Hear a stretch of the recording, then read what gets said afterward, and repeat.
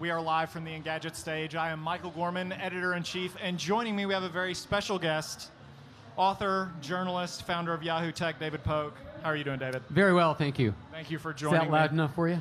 Yeah. Sound Right guy's here? going, yeah. We got it? Okay. So, what brings you to CES this year, David?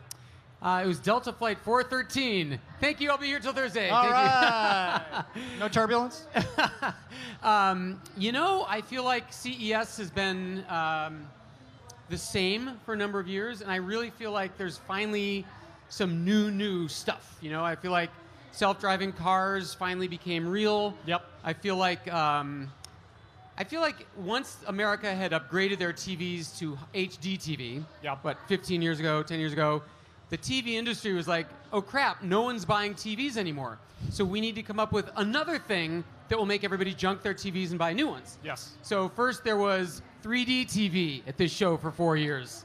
I could have told them that would fail. Yeah. Then it was 4K, which, I mean, everybody in the industry It knows. still is 4K, by the way. Still is 4K. Yeah. Still is indistinguishable at a distance of 8 feet. Anyway, and now there's curved TVs because a lot of us live in igloos, and that's what we need. You know. So, anyway, so I'm finally happy to say that this year's push, the high dynamic range TV, really is a thing. That really is worth it. That really has a chance. I think that. I mean, that's something that you can see the first time you look. Yeah, I haven't seen it yet. So tell me, what is it? What is HDR like? So we all know that, photographers know that when you use a digital camera, a sensor these days can only capture a tiny slice of the range of lights to darks that our eyes can. So for a few years, photographers have done this thing where they take 3 pictures, one that's underexposed, too dark, normal, and one that's overexposed, too bright, and then Photoshop or another app can combine those 3 pictures into one that contains the entire range of lights to darks. Sure. So it occurred to someone, and they look really cool. Yeah. So it occurred to somebody, you know what we should do? We should do that 30 frames a second and do it for television. Because television cameras also cannot capture the entire range of color and the entire gamut of lights to darks. Right. So LG is really the big proponent here. LG sells OLED televisions, which happen to already have the capacity to show greater ranges of colors and lights and darks. So they're like, thank you, God! This new thing just fell into their lap. Like, we have TVs ready to go. So, of course, as with any of these things, you have to have stuff to watch. So they've been making deals with YouTube and Netflix and Amazon and Dish and cable companies, trying to get them to agree to broadcast stuff in high dynamic range format. High dynamic range, of course, is too geeky a term for the masses. So the people who bring you CES, the Consumer Technology Association, just a couple days ago has announced the new consumer-friendly name for high dynamic range. You ready for this? Ultra HD Premium. Hey-oh, that means it's better. It must mean it's premium better. means it's better. That's right. So the point is, I feel like there are some things here this year that really are new and really are useful. So is that the highlight that you've seen thus far at HDR? Or is there anything else that you've seen that's really stood out to you? So, I mean, the self-driving car thing excites me no end. Yeah. I mean, it really works, and I've driven these things or let them drive me, and they're, I mean, as you know, Google has driven 1.8 million miles in their sample self-driving cars without a single accident. Actually, technically they've been in 11 accidents, but all 11 was when the car was stopped at a light and some idiot rear-ended them. This is true. So Google's opinion is the only thing stopping us from achieving complete car safety is getting rid of the steering wheel. Right. That's what they want to do. But human error. The government is not so crazy about that. But anyway, but even now, today you can buy cars that stay in the lane themselves, that do stop-and-go traffic by themselves, that park themselves. So we're so close. And I personally can't wait. I can't. But like, don't we have a fairly big gap to bridge right now? Like the driver assist technologies, they've been around, they're working really well now. But like the fully autonomous vehicles, I feel like there's still so much chaos in the urban environment. I know I don't know if you saw this, but NVIDIA rolled out with a new like supercomputer liquid cooled with huge amounts of processing power, basically built to deal with like pedestrians and all the crazy stuff that happens, the unpredictability of city streets. So, like, do you have any indication of that we're getting close to that? Because most of the stuff I feel like I've heard it's 5 years off for fully self-driving cars. So we know that all of them, Ford, Audi, Mercedes, Volkswagen, Toyota, they all have self-driving cars now in the lab. So at this point, it's a matter of fine-tuning and I mean, so it was for Yahoo Autos that I did all this testing of what we have now, and they're for sale now. And I drove from their test site to the Detroit airport without touching the wheel. I mean, it beeps at you if you take your hands off the wheel, but I didn't operate the wheel or the pedals, and I drove all the way. So, I mean, I think we're closer than people think. So I would guess. I mean, I would say I'm always the guy who says it's farther off than you think. Right.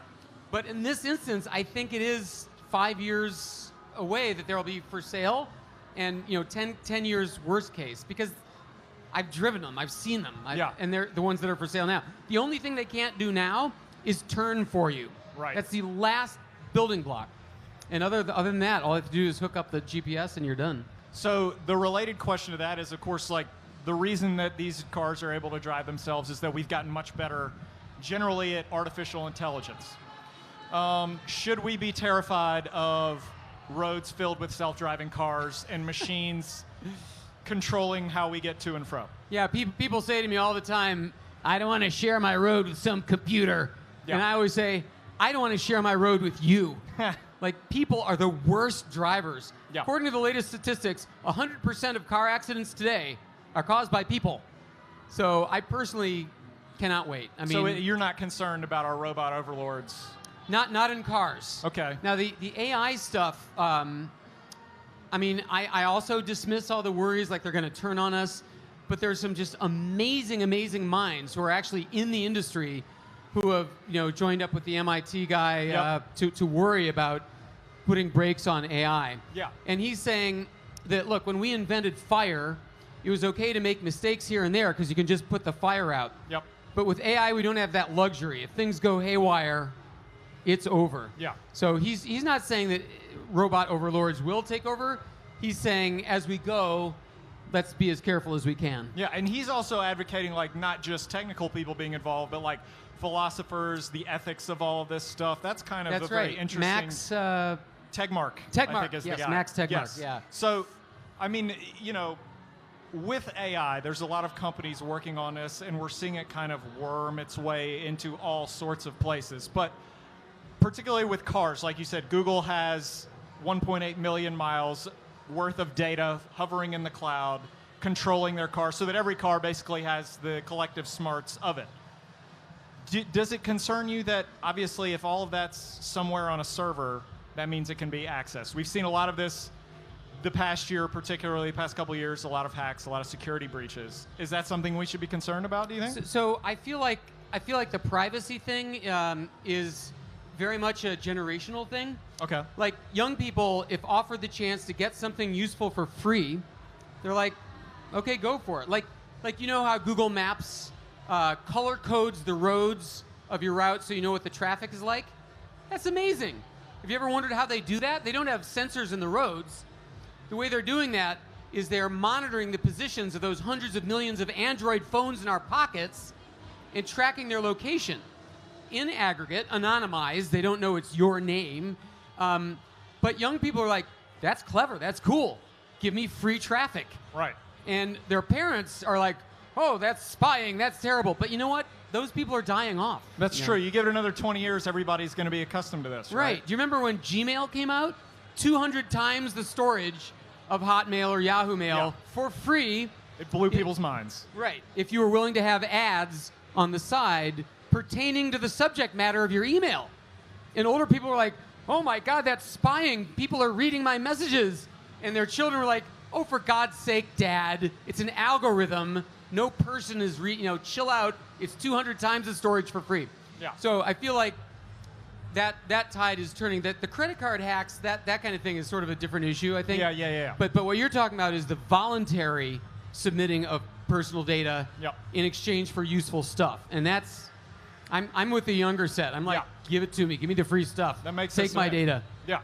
Okay, well, let's talk about some other things. We've covered cars here at CES. Let's talk about VR. There's been a lot of news already in the show that's kind of come out. So generally, what do you think of VR as it stands now and the potential you see for it going forward? Yeah, I'm sure I'm not going to be popular here, but I think it's overhyped. Okay. So it's really, really cool. And for games, it's going to be amazing, right? To be inside the game and doing barrel rolls and all that. Right. But people are saying this is a revolution in movies, this is a revolution in real estate. And it's like, yeah, I don't know. I mean, so movies, my problem with this idea of surround movies is, you noting backstage, it's fiendishly difficult to film. Yeah. Because you can't have a crew anywhere in the shot, anywhere. It's really hard to shoot a regular movie and keep the crew out of the shot, and you're only looking one way. Not to mention like lighting 360 degrees. Yeah, so it's, if anything, it's going to be a niche thing. Yeah. And the other problem is, if you're gonna make a movie, you have to tell a story. You have to tell a story. You have to direct the audience's attention to the story elements that tell the story. Right. And you would like the entire audience to have seen the same story. Yeah. None of that can happen if Caesar was being stabbed over here while you were looking at the Parthenon over here. Right. You're going to miss the key elements. You're not going to hear the dialogue. So Ben Silverman is Yahoo Tech's games columnist. He's fantastic. And we had this big debate at dinner last night. And he goes, no, but that's it. The movies will be done cleverly so that wherever you're looking, it'll make a story for you, and you'll be able to interact. You'll be able to pick up an object or pick up a gun and shoot somebody. I'm like, that's called a game. Yeah. Choose your own adventure. Yeah, exactly. Right? That's not unlike Myst or something like that. That's not a movie. That's a game. Yeah. So, and the other thing people are missing, I think, is how massively expensive these things are. Right. Oculus announced the price today: $600 just for the goggles. Just for the goggles. Yep. It doesn't include the games you need to buy, and it doesn't include the $1,500 PC it has to be plugged into. Yeah. It's like, is anyone talking about that? So it's like $2,500 entry ticket for VR games, and everyone's like, oh, it's going to change gaming in America. Well, for rich people. Yeah. Well, what do you think, where is the price point where you think it becomes a more compelling kind of proposition? So, well, here's what's interesting. I think, and again, I give credit to Ben Silverman for this observation. There are the ones like, the Samsung? Google Card, Samsung Gear and the Google Cardboard, where your phone is the screen, that are much less expensive, much less horsepower, but not as good. But the one thing that everyone's missing is Sony's. They've sold how many hundreds of millions of PlayStations? Yep.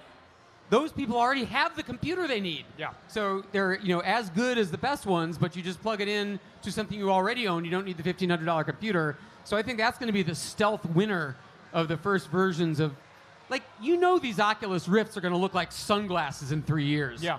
So we're going to pay $600 for these things that look like you've strapped a boot onto your face or something, I feel that way about people who bought the $10,000 Apple Watch. Yeah. Can you imagine? 1 year later, they're thinner, longer battery life. And it's obsolete. Yep. So there is another thing that I want to touch on. Like, one of the issues with VR that I have long been worried about, in just the gaming context, is you've got this thing on your face, and you can't see where you're going. And ideally, for it to be fully immersive or whatever, you're walking around your apartment, your home, whatever. How do you avoid running into stuff? Have you seen HTC's new thing? Yeah, so there's the, oh dear, oh my God. We're fine. We have an apple juice spill. I just said apple juice it's on okay. the $1,000 shoes of Michael Gorman. We're still on track. Sorry. It's okay. We'll bill you for that later, David. Napkin! It's all good. Yeah. Medic! Sorry about that. It's all good. It's not urine, I promise you. Okay. It just looks like it, but we're okay. So the Microsoft one, the HoloLens and the Vive, they let you see both the virtual world superimposed on your real world. Yes. And that's very cool. It means you can actually walk around in the scene, not just turn your head, but walk. Yeah. The flip side is that's even more of a commitment than the $1,500 computer, because you have to set up little transmitters around your game room. I mean, we have trouble getting our spouses to permit us to put surround sound speakers in our TV room. Now we're going to, honey, we're just going to dedicate this room to my gameplay. Yeah, sure you are. We'll call it the holodeck, David. Yeah, the holodeck, that's right. Okay, so we're almost done here. You've been to many CESs, right? You've been here before. So for the folks listening in the audience out here, do you have any tips for surviving CES? What do the people need to know to get through the week, hopefully healthy and not worn down by the show? Yes, I have, stay hydrated, get sleep, but I have a mental psychological tip. Ooh, okay. That changed my life last year. So every year we come to the show, every year I would write this really snarky article about these idiotic companies spending billions of dollars on technologies that I could tell you now will never see the light of day. I mean, I could have told you that 3D television would not catch on. I could have told you that curved TVs are not going to be a thing in 10 years. I'm telling you now, okay? Yeah. So what is their deal? Why are they spending so much? And then I had this epiphany. So in my younger days, I was a personal computer trainer to the stars. I lived in New York. I go to these fancy apartments and teach them their computers. Okay. So William Goldman is the guy who wrote The Princess Bride and Butch Cassidy and the Sundance Kid and Misery and all these great books. I go to his apartment. He's got the first editions of these books on the shelf next to like 30 books no one's heard of. And I'm like, Mr. Goldman, what are those? And he goes, oh, those are my flops. And he goes, when I'm writing a book, I do one every other year or so. Yeah. I don't know if it's going to be a hit. I don't know. I put the same energy into every book. Right. But the public tells me later if it was a hit or a miss. You can't predict, and you can't predict Broadway shows, and you can't predict movies, and you can't predict products. Yeah. All you can do is crank out 10 of them to find out which 2 are going to be successful. And I'm like, oh my God, it's true. 80% of everything is crap. But you have to put out all 10 to find the 2 that are winners. Right. So ever since I had that observation, CES has been a much different experience. It's been like, I see what you were trying for, and good for you for toying around and trying to make something work. That seems inappropriate. We're in Vegas. You got to gamble, right? You got to spend money to make money. That's exactly right. All right. Well, that's it. Thank you for joining us, David. That's all we've got for now. So stay tuned. We've got more coming live here in Las Vegas from CES 2016. Thanks, y'all.